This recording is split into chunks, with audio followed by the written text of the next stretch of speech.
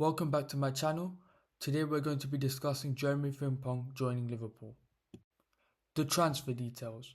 Liverpool Football Club have activated Jeremie Frimpong's release clause of €35 million, which is approximately £29.6 million, and the 24-year-old has agreed a 5-year contract. Liverpool will pay the fee in 3 separate instalments over 3 years. This is an absolute bargain of a signing. Jeremie Frimpong is an absolutely talented player who can do a lot of things, and in today's market £29.6 million is nothing. We've done this business quickly, it was a shrewd piece of business, and it's an excellent start to Liverpool's transfer window. What are Jeremie Frimpong's strengths? First of all, his speed. With and without the ball, this man is rapid. Secondly, his agility. His ability to navigate around tight spaces is very impressive. He's a very energetic player. You can tell by his interviews, personality and aura. And that translates onto the football pitch. He loves bombing up and down that right hand side. Another one of his skill sets is his dribbling. He loves to take players on the outside, and with the combination of his speed and his agility, it's very hard for defenders to stop him, especially in one-on-one situations, which he loves and thrives off. A skill set that he's very underrated at is his low crosses and his crossing ability in general. I think this man's one of the best crossers in football right now, especially at that right back position. His low crosses are on point. His ability to cut back is unbelievable. His end product is very good for his position. And for me, the most impressive trait about Jeremie Frimpong is his high number of progressive carries. This man loves to run with the ball. Especially in transition, this guy's a threat because he can carry the ball from one end of the pitch to the other at a very high speed. He's one of the highest progressive carriers in the world, right? And people are going to say, yo, this guy doesn't have Trent's ability to pass. He doesn't have Trent's technical ability. But one thing this guy offers that Trent doesn't is his progressive carries. He's fast, he's explosive, he's an unbelievable dribbler, and he's going to lead counter-attacks, right? He's going to lead counter-attacks, or he's going to start counter-attacks. He's lethal in those types of scenarios. And then finally, he's an overlap and underlap threat. First of all, let's cover the overlap threat. For Mo Salah, this is extremely useful because this prevents defenses from loading up on Salah, putting 2-3 defenders on him. By Jeremie Frimpong overlapping Salah, it allows Mo Salah more room to operate, more room to make decisions, more time. And underlap, again, Jeremie Frimpong can underlap as well, and Mo Salah can, thread a through ball to find him. So this man makes Mo Salah's life way easier, and he can provide an attacking threat as well. What are Jeremie Frimpong's weaknesses? First of all, his defensive positioning. In Bayer Leverkusen's system, he plays very high up, he can get caught out sometimes, and he also has a protection of the 3 centre-backs, so his defensive positioning can be questionable at times. Secondly, his aerial duels, right? In the Premier League, a lot of teams are going to try and exploit that. Height is not on his side, so he needs to work on the timing of his jumps, and hopefully Arne Slot can coach that into him. Another thing is his lack of involvement in build-up play. This is where Trent exceeded at. He was involved in a lot of build-up play, whereas Jeremie Frimpong starts off much higher in the pitch and he's not really involved in that aspect. And in Arne Slot's style of football, you need to be able to do that. And then thirdly, his one-on-one defending. Look, we haven't seen him in too many situations like this because he is masked by the 3 at the back system at Leverkusen. But his body positioning, defensive positioning, it needs to get better. And hopefully Arne Slot can coach that into him. But he needs to improve on that side of the game if he wants to play in a 4 at the back system. Frimpong's position in possession. As you can see, when Bayer Leverkusen are in possession in the opposition's half, Jeremie Frimpong is effectively playing as a right winger.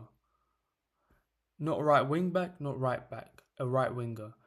This is because Jeremie Frimpong is extremely fast, quick, loves to take his man on, loves to deliver crosses into the box. And this is a position where his skill set is maximised. He loves to face the defender. He loves to receive the ball when he's facing the defender. because he can deliver his crosses, he can take his man on the outside, and he can be a threat. Once again, this is a position where Jeremie Frimpong thrives at. The defender is at his mercy here, and in this particular situation he delivers a fine cross and the striker finishes it. This is exactly where Frimpong loves to play at. In this particular scenario, Jeremie Frimpong makes a run in behind, he catches the defender sleeping, and he creates a dangerous opportunity for Bayer Leverkusen, and in this particular scenario he squares it to the striker and the striker scores. Once again, a right back being able to run in behind like this, it's a completely different dimension. It's such a unique profile and something that we haven't seen before, and especially against low blocks, this might be very useful. Frimpong often finds himself in these positions as well, when you could say that the defense is in semi-transition. The defense here has its numbers. It's not a numbers advantage for Bayer Leverkusen, but the defenders, they're trying to get back into their position. So they're in a semi-transition state. And here, Jeremie Frimpong can drive with the ball, create chaos, can find a through ball to the winger, can play it to the striker. So he can take advantage of any type of transition situation, and that's what makes him so dangerous. As we were talking about semi-transitions, I thought this would be a great time to talk about Jeremie Frimpong in transition. In this scenario, Bayer Leverkusen win back the ball and Jeremie Frimpong is driving with the ball. Fast forwards a couple of seconds later and all of a sudden Jeremie Frimpong is in the opposition's half and he has the ability to create a numbers advantage on the counter. This is where Jeremie Frimpong strives at, and his ability to carry the ball is really shown here, especially in counter-attacks. When Bayer Leverkusen have the numbers advantage, when he carries the ball, the players behind him can't keep up, and as a result of that, it creates a numbers advantage, and Bayer Leverkusen are at the upper hand, and the defense is at Bayer Leverkusen's mercy. This is where Jeremie Frimpong will be so dangerous in counter-attacks and transition. And we all know that Liverpool, we can counter-attack, and we still have Klopp's DNA in us. Jeremie Frimpong's position defensively. We all know Jeremie Frimpong loves to occupy spaces high up the pitch, but that doesn't take away from his defensive duties. Here, in the biggest game of the season, Bayern Munich v Bayer Leverkusen, look who Jeremie Frimpong is guarding. Look who he's marking. Serge Gnabry. That's a tough challenge. And in this game, he did a great job on him. So, fair play to Jeremie Frimpong. And he has the skill set, he has the physical ability, the speed to be a good defender. So he needs to take advantage of that. Once again, in the same game, he's still taking on that defensive duty of marking Serge Gnabry. Once again, he still defends. The fact that people think he does not defend at all is a complete myth. He still takes on that challenge. Of course, there's a 3 at the back system at Bayer Leverkusen that can mask his defensive flaws, but he still does take that challenge. How will Jeremie Frimpong be used at Liverpool? Liverpool play a 4-2-3-1 formation under Arne Slot. Frimpong is used to a 3 at the back system under Xabi Alonso, so Frimpong needs to get used to playing at right back. However, there are some adjustments Arne Slot can do to suit Frimpong. First adjustment is for Gravenberch to split the 2 centre-backs and act as the first phase as we've seen him the whole season and start, playing out from the back. He's the first phase of playing out from the back because he's so good on the half turn, technically sound, great footwork, ability to dribble, he's got everything.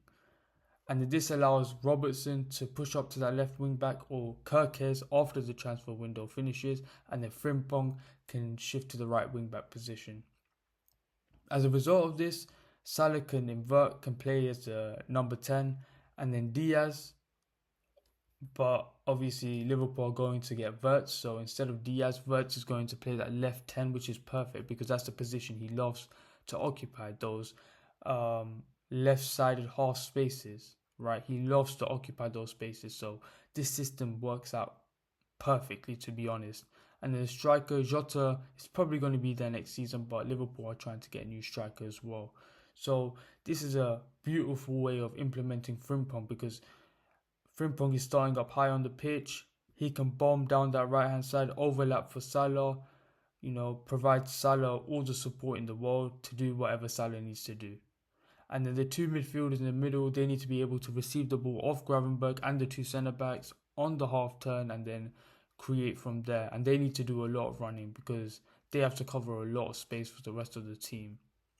And then finally, the third idea / formation.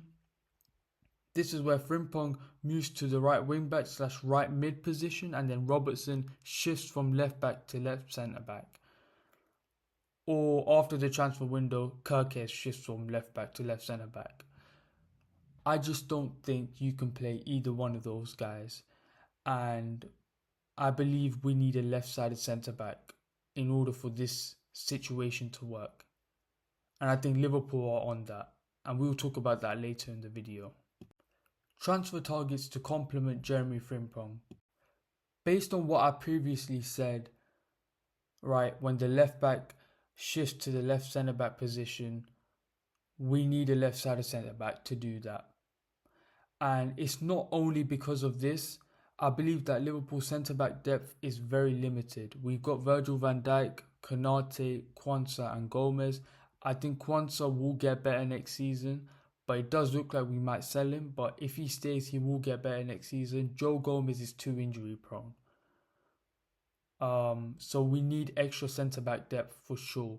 And more specifically, a left-sided centre-back. And the two guys I'm looking at are Lukeba, we've been linked with him, and Hato.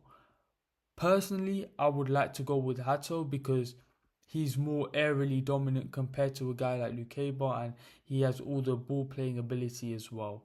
One weakness about Hato though is his crossing ability, but I don't think we really need that, especially with the creativity that we have on our team already, and due to the fact that Frimpong has the freedom to do whatever he wants on that right hand side. The next transfer target Liverpool have to look at is a deep-lying playmaker. First of all, Jeremie Frimpong is unbelievable. One-on-one ability, dribbling, speed, agility. He is so good at those aspects. But with Trent leaving, there is a void of creativity, especially from deep. We have lost a deep-lying playmaker. We've lost passing range. Right, McAllister has got good passing range. Szoboszlai, I think, has great passing range, but they can't do the same thing that Trent does from deep. And this is where these two guys come in. Adam Wharton, I mean, what a player. His passing range is so underrated. It is so elite. He can break through the lines. His passing range is elite. He can take set pieces. He's a complete footballer. He's press resistant. He's good on the ball. He's not afraid to be aggressive and go into a challenge. Complete midfielder. The only problem with Adam Wharton is the price tag. And there's a second guy, Angelo Stiller. He's going to be for a lot cheaper. And there's a reason why Real Madrid want him. He's a very good player. Even Toni Kroos recommended Angelo Stiller to Real Madrid. Angelo Stiller just delivered a man of the match performance in the DFB Pokal final. This guy has got great passing range, can play make from deep. I think has got one of the best attacking numbers from deep, right? That's how good Angelo Stiller is. He's aggressive in the tackle. He can dictate play. He's aggressive.